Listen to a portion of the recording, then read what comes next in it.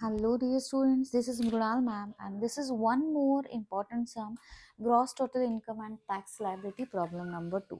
तो ये previous year के क्वेश्चन पेपर में से है, सिर्फ मैंने असेसमेंट ईयर की डेट चेंज करवा के यहाँ पे लिखी है बिकॉज एवरी ईयर अलग अलग रूल लगते हैं। ठीक है, तो यहाँ पे जो क्वेश्चन नंबर ए है, मिस्टर राजीव एडवोकेट एम्प्लॉय है लॉ फर्म में, he provides the following detail of his income for the financial year 2024-25। Compute करने के लिए कहा है his income tax liability for the assessment year 2025-26। अब यहाँ पे ओल्ड टैक्स या न्यू टैक्स रिजिम कुछ भी ऐसे मेंशन नहीं है, तो हम obviously for the assessment year 25-26 old tax regime से ही जाएंगे। ओके, बाय डिफॉल्ट हम जाएंगे। और यस, क्या क्या गिवन है वो मैंने ऑलरेडी बाय फॉरगेट करके लिया है। देखो, ग्रॉस सैलरी 7,20,000 ये सैलरी में आएगा। प्रोफेशनल फीस, प्रोफेशनल फीस तभी मिलती है जब आप कोई प्रोफेशन कैरी करते हो, और यहाँ पे वो एडवोकेट है तो उनका ये प्रोफेशन है, तो ये income from business and profession में जाएगा। Income from house property let out वाली 1,20,000 है। Interest on borrowing for a self occupied house property, self occupied के लिए इन्होंने लोन लिया है तो इसका हाउस प्रॉपर्टी में डिडक्शन मिलेगा। ठीक है, then dividend received from an Indian company listed on a stock exchange, ये इनकम फ्रॉम अदर सोर्सेस में जाएगा। प्रोफेशनल टैक्स पेड, ये हम सैलरी से डिडक्शन माइनस करते हैं। Interest on bank deposit, bank deposit से इंटरेस्ट मिला तो income income from other sources है। लाइफ इंश्योरेंस प्रीमियम अगर आपने पे किया है तो उसका deduction under section 80C to 80U मिलता है। Installment on borrowing of purchase of house property, आपने घर लिया है, वहाँ पे लोन लिया हुआ है घर घर के लिए, और इसकी इंस्टॉलमेंट जो है वो डिडक्शंस में अलाउड है। Investment in public provident fund, ये भी डिडक्शंस में आता है 80C टू 80U के अंडर। अब हमें इस सभी सम को फॉर्मेट में डाल के सॉल्व करना है। टैक्स लायबिलिटी भी हमें यहाँ पे कैलकुलेट करनी है। हेडिंग दे दिया है मैंने, computation of taxable income and tax liability of mister Rajiv. तो अभी यहाँ पे वन बाय वन हम सॉल्व करेंगे। First point is income from salary, तो gross salary is already given 7,20,000। कहाँ पे है? यहाँ पे स्टार्टिंग में है ग्रॉस सैलरी। उसमें से हम डिडक्शंस माइनस करेंगे। लेस डिडक्शन अंडर सेक्शन 16 होते हैं। कौन कौन से डिडक्शंस है देखो, स्टैंडर्ड डिडक्शन 2025-26 के लिए 50,000 है। अब आप कहेंगे मैम 75,000 कब लेना है? तो 75,000 न्यू टैक्स रिजिम के लिए है। ठीक है, 25-26 ओल्ड टैक्स रिजिम के लिए 50,000 ही है। प्रोफेशनल टैक्स कितना पे किया है उन्होंने? यहाँ पे देखो, प्रोफेशनल टैक्स 2,500 पे किया है, वो माइनस करना है। तो टोटल 52,500 7,20,000 में से माइनस करके इनकम फ्रॉम सैलरी जो टैक्सेबल है, मैं यहाँ पे टैक्सेबल वर्ड लिखती हूँ क्योंकि हमें टैक्सेबल इनकम की ही टोटल लेनी है, ऑल टोटल की नहीं। टैक्सेबल ये वर्ड मैं यहाँ पे लिखती हूँ क्योंकि ये हमें एंड में समझ में आएगा। जीटीआई में टैक्सेबल जहाँ पे वर्ड है उसकी टोटल लिखनी है। ठीक है, नेक्स्ट है income from house property. House property में यहाँ पे देखो, दो हाउस प्रॉपर्टी है। कौन कौन सी है? एक तो लेट आउट है एंड दूसरा सेल्फ ऑक्यूपाइड के लिए लोन लिया हुआ है। तो यहाँ पे लेट आउट को पहले लिखो। लेट आउट का जो कैलकुलेशन है 1,20,000 एज इट इज आउटर में लिख सकते हो। यहाँ पे इनर बैलेंस लिखने की वैसे जरूरत नहीं है।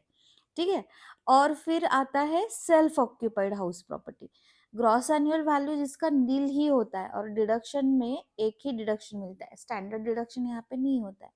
इंटरेस्ट ऑन लोन 1,70,000, 1,70,000 ले लिया क्योंकि 2 लाख तक मिनिमम एग्जम्पशन है सेल्फ ऑक्यूपाइड प्रॉपर्टी में 2025-26 के लिए। ठीक है, उसके बाद वो अलाउड ही नहीं है। अगर 26-27 लेंगे ना तो वैसे कुछ अलाउड ही नहीं है, ऐसा मतलब लिमिट ही नहीं है कुछ।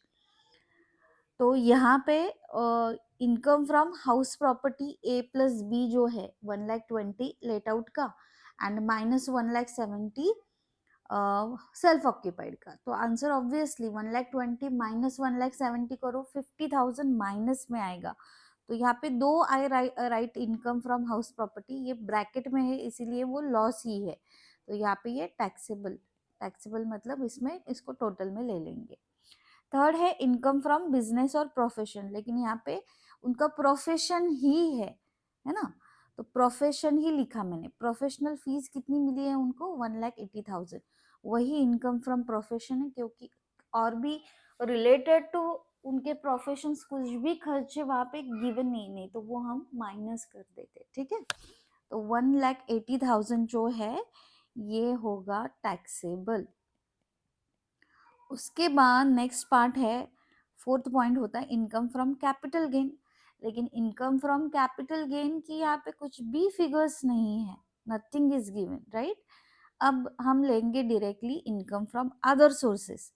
अब अदर सोर्सेस में क्या क्या है, यहाँ पे देखो मैंने ऑलरेडी बाइफरगेट करके लिया। ये जो डिविडेंड है, dividend received from Indian company 5,000, उसके बाद इंटरेस्ट मिला बैंक डिपॉजिट्स 12,000, उसके बाद और कुछ मिला है या नहीं चेक करना है, ओके इतना ही है। तो इन दोनों की टोटल यहाँ पे डाल दो, ओके। तो dividend from Indian company 5,000 and interest on bank deposit 12,000, 17,000 ये हो गया इनकम फ्रॉम अदर सोर्सेस। तो यहाँ पे सेपरेटली लिखने की जरूरत नहीं है। अब हम क्या करेंगे, पांचों हेड्स की टोटल करेंगे, ए प्लस बी प्लस सी। तो अभी यहाँ पे कौन कौन सी अमाउंट्स लेनी है वो मैं बताती हूँ।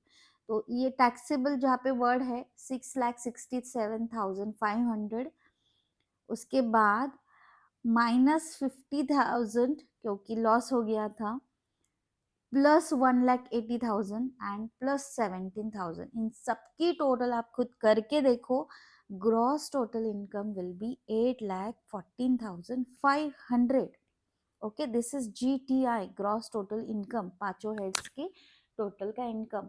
लेकिन जो माइनस है वो माइनस ही करना है, ठीक है। तो A plus B plus C plus D plus E ये आ गया। उसके बाद हम माइनस करते हैं डिडक्शंस को under section 80C to 80U। तो 80C टू 80U में देखो यहाँ पे LIC premium, PPF and housing loan का प्रिंसिपल गिवन है। कहाँ पे है, यहाँ पे देखो LIC का प्रीमियम 24,000 पे किया है। अब आप कहेंगे मैम ये ब्रैकेट में क्या है, 3 lakhs, वो अमाउंट है इंश्योरेंस की, कितने अमाउंट ऑफ इंश्योरेंस लिया है, लेकिन जो प्रीमियम पे किया है उसका डिडक्शन मिलता है ना। और उसके बाद आपने पब्लिक प्रोविडेंट फंड में इन्वेस्ट किया है 30,000, तो उसका ही डिडक्शन मिलेगा। एंड घर के इंस्टॉलमेंट जो है उसका भी डिडक्शन मिलेगा 1,20,000। तो इन तीनों की total should be less than या अप टू 1,50,000। तो आप अगर इसकी टोटल करके देखेंगे ना तो ये 1,00,000 समथिंग 54,000 आ रहा है, लेकिन मैक्सिमम डिडक्शन कितना अलाउड है, 1,50,000 का ही अलाउड है, ये रूल है, ठीक है। ये असेसमेंट ईयर 2025-26 का रूल है, ठीक है। तो 1,50,000 माइनस करो तो जो आएगा वो टोटल इनकम है 1,64,500। 1,84,500 में से 1,50,000 को माइनस करो तो ये टोटल इनकम आ गया। अब टोटल इनकम के ऊपर हमें टैक्स कितना पे करना है वो निकालना पड़ेगा। तो इसको सेपरेटली यहाँ पे कैलकुलेट करेंगे, क्या लिखेंगे, computation of tax liability on ₹6,64,500। तो अभी टैक्स स्लैब लिख लिया, इनकम स्लैब, उसके रेट एंड टैक्स। अब हमें पता है कि 0 to 2,50,000 तक तो कुछ नील ही है ना, टैक्स ही नहीं लगेगा। उसके बाद 2,50,000 to 5,00,000, मतलब ये दोनों का डिफरेंस 5 lakhs माइनस 2,50,000 करो, 2,50,000 आएगा, उसके ऊपर 5% कैलकुलेट करके 12,500 आएगा। एंड 5 लाख से ऊपर अप टू कितना इनकम है, 6,64,500।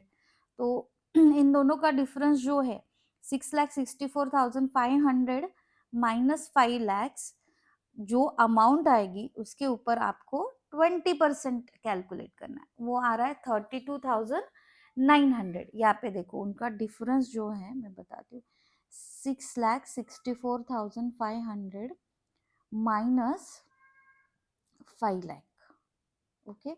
इसके ऊपर 20% कितना आया, 32,900 आ गया। तो अब टोटल करो टैक्स की, 0 प्लस 12,500 प्लस 32,900, 45,400 टोटल टैक्स, जिसके ऊपर हेल्थ एंड एजुकेशन से 4% कैलकुलेट करेंगे। तो ये जो अमाउंट है 45,400, उसके ऊपर 4% कैलकुलेट करो, 1886 1816 आएगा। अब उन दोनों की टोटल करेंगे तो ये आएगी हमारी टोटल टैक्स लायबिलिटी, ओके। तो यहाँ पे अप्लाई होगा 2,50,000 का स्लैब रेट, क्योंकि इनका एज नहीं दिया है, ओके।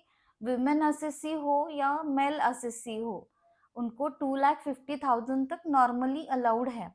लेकिन अगर आप कैलकुलेट कर रहे हैं सीनियर सिटीजन का, तो उनको 3 लाख तक एग्जम्प्टेड है। अगर आप कैलकुलेशन कर रहे हैं वेरी सीनियर सिटीजन का, तो उनको 5 लाख तक एग्जम्प्टेड है। ये रूल्स आपको याद करने पड़ेंगे, ठीक है। तो इसको अच्छे से प्रैक्टिस करो, बहुत ही ज़्यादा इम्पॉर्टेंट है, ओके।